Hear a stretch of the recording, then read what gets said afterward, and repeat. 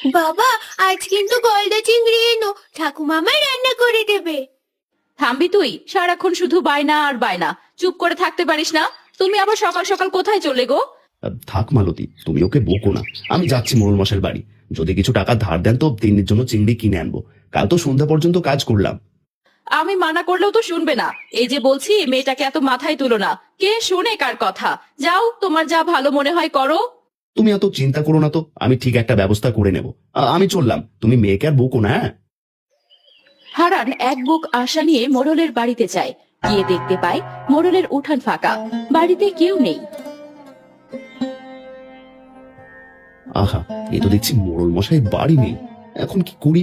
কার কাছে ধার চাইবো টাকা? খুঁজে দেখি কারো কাছে পাওয়া যায় কিনা।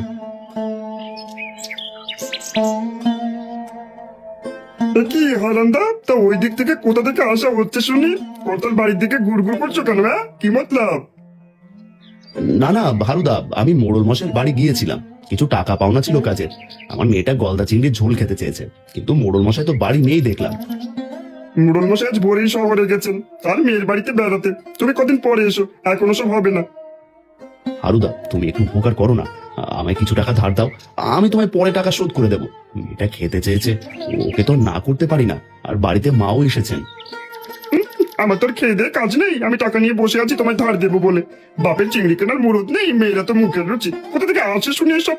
যত সব আদিক খেতাম, দেখে আর পারছি না। হারুদা, তুমি ওভাবে না বললেও পারতে। মেয়েটা আমার ছোট, ও তো আর এসব বোঝে না। কিন্তু তুমি বোঝদার মানুষ হয়েও কি করে এইভাবে কথা বলতে পারলে বলো দেখি? যাও যাও, তোমার ওসব কথা শোনার আমার সময় নেই, যাও দেখি। যত সব।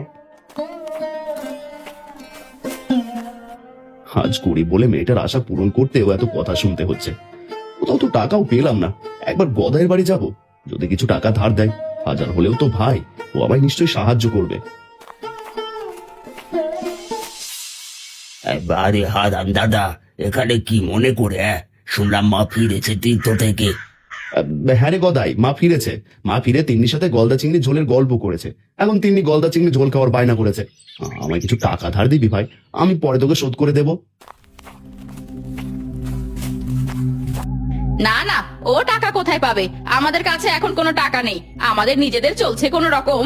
আর আপনাকেও বলিহারি, টাকার প্রয়োজন হলে মুখ তুলে চলে আসেন ছোট ভাইয়ের কাছে। আপনার কি লজ্জা বলতে কিছু নেই নাকি? আপু, দাদাকে ওভাবে বলছো কেন? দাদা, আমি তোমায় কোনো টাকা দিতে পারবো না, তুমি এখন যাও। আর আমি মায়ের সাথে দেখা করতে যাবো। আমি চলেই যাচ্ছি, তোকে বলতে হবে না। বাবার টাকা না থাকলে কারো কাছে সন্তানের শখ আবদারের কোনো দাম থাকে না। তোদের টাকা লাগবে না ভাই, আমি পারলে আমার মেয়েকে গলদা চিংড়ি খাওয়াবই। তোদের কাছ থেকে আর চাইবো না কখনো।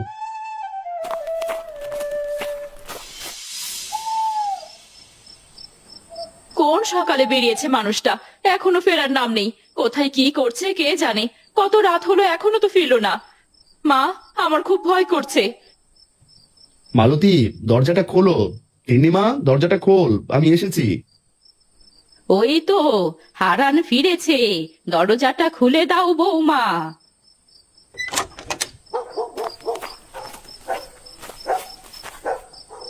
কি গো, এত দেরি করলে যে? কোন সকালে বেরিয়েছো? সারাদিন খাওয়া নেই নাওয়া নেই, কোথায় ছিলে বলো তো? মোড়ল মশাইয়ের কাছে পাওনা টাকাটা চাইতে গেছিলাম। মোড়ল মশাই বাড়ি নেই। ফেরার পথে হারুদার সাথে দেখা হলো। মোড়ল মশাই নাকি মেয়ের বাড়ি গেছেন। হারুদার কাছে ধার চাইলাম, হারুদাও কত কথা শুনিয়ে দিল। তোমাকে আমি কত করে বললাম যেও না, তুমি তো আমার কোনো কথাই শুনলে না। বাবা, তুমি এসেছো? দেখো আমি কি আঁকিয়েছি, একটা মস্ত বড় গলদা চিংড়ি। ও তাই নাকি? আমার মেয়েটা দেখছি অনেক সুন্দর করে আঁকাতে পারে। ও বাবা, তোমার হাতে তো কোনো মাছ দেখছি না। তাহলে তুমি আমার জন্য মাছ আনোনি? গদাই কাকুর কাছে চাইলেও তো পারতে। কাকু নিশ্চয়ই তোমায় টাকা দিত ঠাকুমার কথা শুনে। তোর মতো আমিও সেই বিশ্বাস নিয়ে গেছিলাম তোর কাকুর বাড়ি। ওরা টাকা তো দিলই না, বরং তোর কাকিমা আমায় অপমান করলো রে। মা, তোর কাকু আমায় চলে যেতে বললো। এমন অসহায় বাবা, আমি তো আবদার গুলো সব পূরণ করতে পারি না। থাক বাবা, কষ্ট পাস না। ওরা তো পাষাণ, না হলে ছোট হয়ে তোকে অপমান করে। বাদ দে ওসব কথা।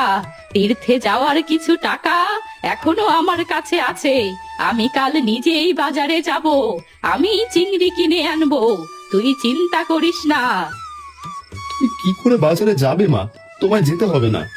তীর্থ থেকে ফিরে এলাম, বাজার আর কি কথা, তোরা ভাবিস না। আমার তিন্নি খেতে চেয়েছে, আমি ওকে খাওয়াবো।